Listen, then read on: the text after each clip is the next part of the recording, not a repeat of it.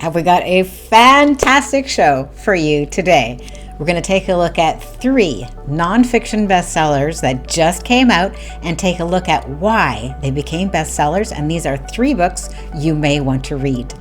First off, we have Disrupt Everything and Win by James Patterson and Patrick Ledden.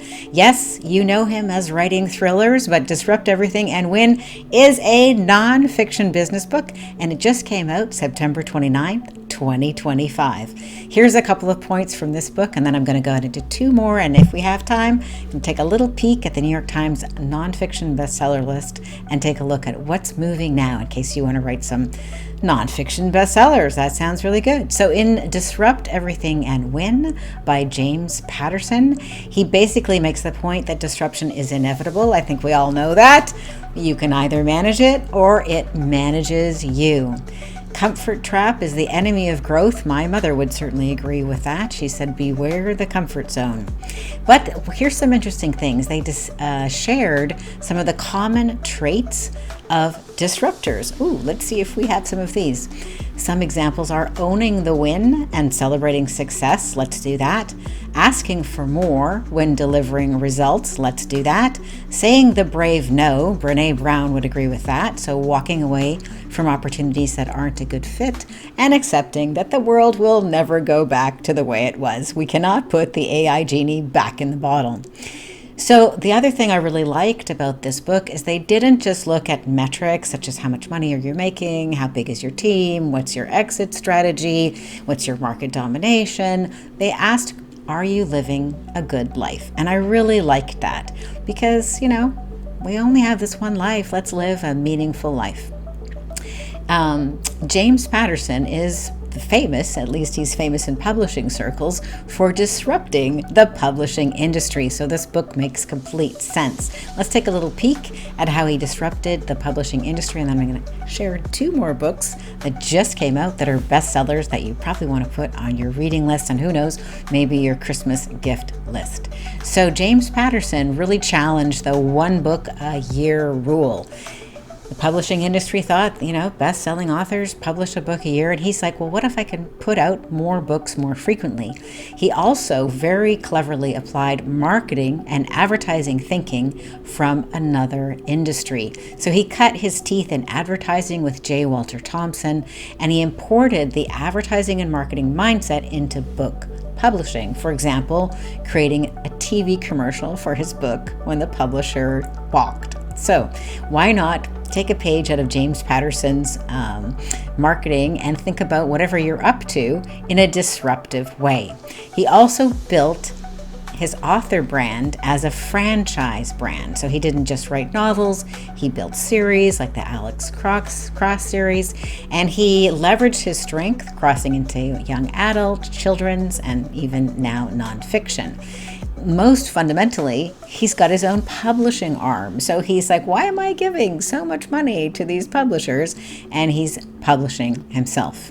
So he just leaned into the business side of publishing, distribution, marketing, format. And I really love that. He's pretty extraordinary in terms of how he disrupted the publishing industry. So that's the first book that you might want to read, Disrupt Everything and Win, which just came out. Let's get to book number 2 on the recommended reading list of things that just came out. Oh, this one I want to lean into some extraordinary marketing things that he did. So let me just give you a taste of the marketing by playing a little video here. Hello and welcome. We begin with some breaking news. Woke is dead. The war on common sense is officially over. Cancelled celebrities are emerging from Twitter jail.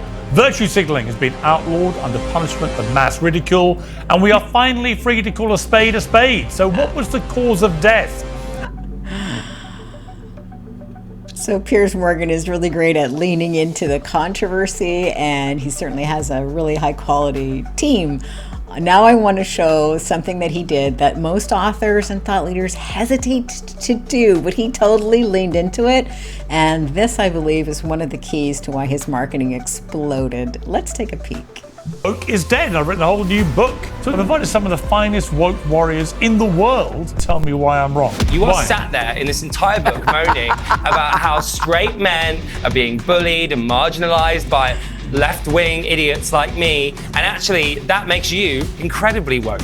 You just cherry pick whatever you don't like. So when you don't like something and it hurts you, then that's when you go against cancel culture, Piers. You are woke, Piers. You like it. you are You like it when totally it woke. serves. The idea that vegans eat avocado.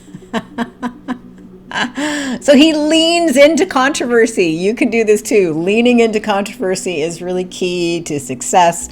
Most people hesitate to do that. They want to be inoffensive. They want to go in the middle so they don't offend this group. They don't offend that group. But actually, really big breakout success comes from choosing a side, choosing a lane, and really going for it. And I love how Piers Morgan doesn't silence the people that disagree with him. He's like, bring it on, bring it on. I mean, his whole YouTube channel, Piers Morgan Uncensored, is basically doing that all of the time. And so I really wanted to highlight not only his book, which I haven't read yet, to be honest, but I'm really a fan of his marketing, and you too can do this. Every day is silly. It's a bit presumptuous to celebrate that all of the parasitic ideas that constitute wokeism are now eviscerated. This is more an aspirational title.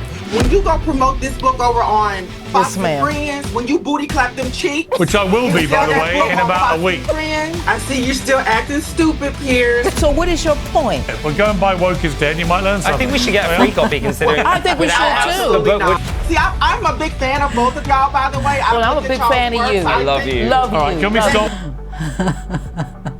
So the guests love each other, but not Piers. Anyway, I really love that he leaned into bringing on people who have completely different points of view. And this is actually media mastery. So I wanted to point that out to you. And you may also want to read Woke is Dead, which just came out. And the third nonfiction business book that is a bestseller that just came out that you may want to add to your reading list or possibly give as a Christmas gift is Breakneck: China's Quest to Engineer the Future. That sounds absolutely must read. Breakneck is a powerful ground level analysis of how China's engineering first mindset has reshaped its economy and society at great speed and great cost, and what America might learn both from the successes and failures of that model.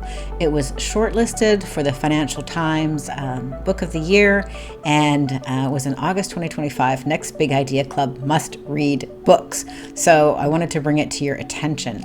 A couple of key points from this book are that China is an engineering state, not a market first or democratic model. So it's completely different template or model than the United States.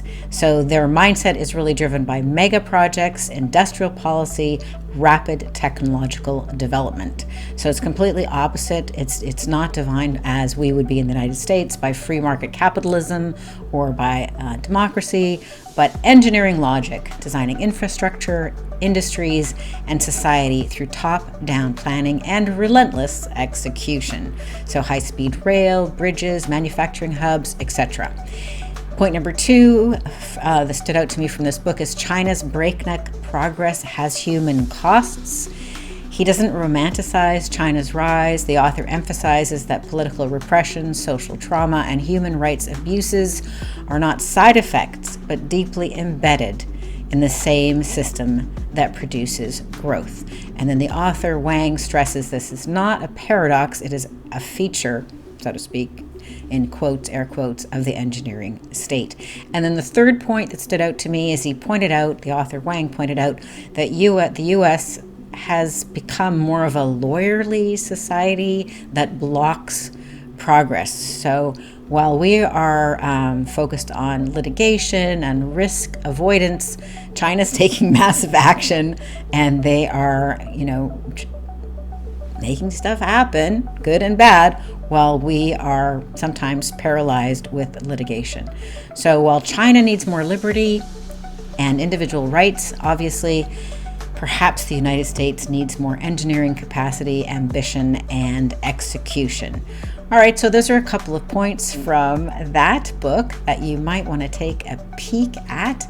And again, the title is Breakneck: China's Quest to Engineer the Future, by Dan Wang. And now, as a little bonus, we're going to take a peek at the New York Times bestseller list as a little bonus item for you. And I'd love to hear what you're reading now, what's on your Christmas book list that you're going to give to people.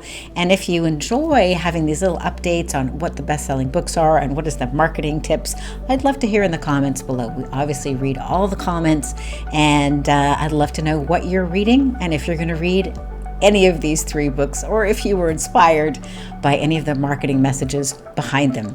Let's take a peek at the New York Times bestseller list now. So as a bonus, we'll just have a little quick peek at what the books that are still on the New York Times nonfiction bestseller list. We've got The Let Them Theory, which we covered earlier on Strategic Basic. There's a whole episode about Mel Robbins and her best-selling book, The Let Them Theory. It's been on the New York Times list for 10 weeks. Atomic Habits, my goodness, 82 weeks on the list by James Clear. I had another episode on Strategic Basics about what made that book a bestseller and what his whole marketing strategy was, which was pretty amazing. And number 3, new this week, Strong Ground by Brené Brown. Well, I haven't read that book yet, but anything by Brené Brown is worth reading, in my opinion. All right, well, that's a little bonus. So I hope you enjoyed this episode of Strategic Basics, where we bring you breaking news and turn them into business breakthroughs. And today we took a peek at 3 best-selling business books that just came out: Disrupt Everything and Win by James Patterson and Patrick Ledden, Woke is Dead by Piers Morgan, and we took a peek at his leaning into controversy to make the marketing work really well. And then we looked at Breakneck, China's Quest to Engineer the Future. And then we had a little bonus peek at 3 other New York Times bestsellers that are currently on the list. I hope you enjoyed this episode. If you did, please give it a thumbs up and be sure to subscribe so you don't miss future episodes. And I look forward to seeing you on the next video.